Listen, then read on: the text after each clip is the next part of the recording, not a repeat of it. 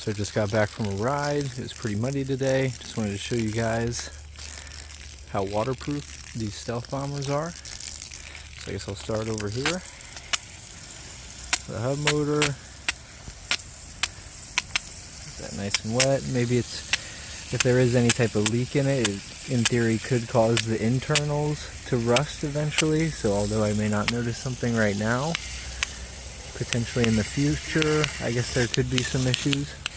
I guess keep that in mind for some of your hub motors. Maybe you don't really want to drench it kind of like this. But yeah, all this up here, totally fine. It's kind of like a normal bike from here. Get it underneath. I'm not going to do the shocks and stuff here, but the controller, which this is a SAB Voton, the cables are actually mounted on the outside of the frame. So I'm not really going to put too much water there, but I mean, you can kind of see, I'm putting water to this and we're still running. Power's still going. Obviously the front of the bike, you got your wheel. There's not really too many electronics up here, but yeah, after a ride you can see what it looks like. So not too bad. I'm gonna kinda, I wish I had a little nozzle for this so I didn't have to use my hands, but yeah,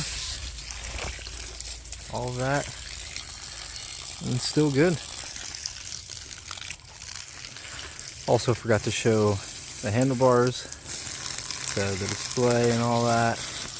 I gotta be careful with the throttle. But yeah, bike is still good. So I just hosed it down. We're gonna see how well this frame is able to keep water out. It seems like it did a decent job. I'm in the process of making it a little bit better with some waterproof silicone and heat resistant silicone. So let me try to get this battery out.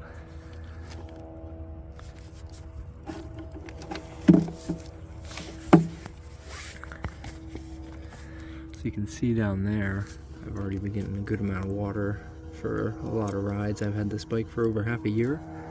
So kind of right down there, it's super easy to get water. It doesn't look like I used to get a ton of water buildup down here. And it feels decently dry, but there's definitely, pull this out. Oh, never mind. Yeah, so there's a good amount of water that is kind of accumulating after the ride. I wouldn't suggest leaving a battery inside the frame and not even bothering to check it.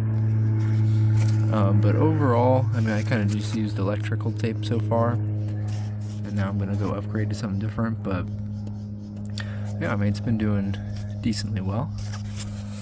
And yeah, I'm not worried about my internals at least getting crazy damage. They can withstand all this dirt and whatnot, water a little bit, but yeah, I don't really like rust, so that kind of bothers me, that area, but it's very challenging to keep water out.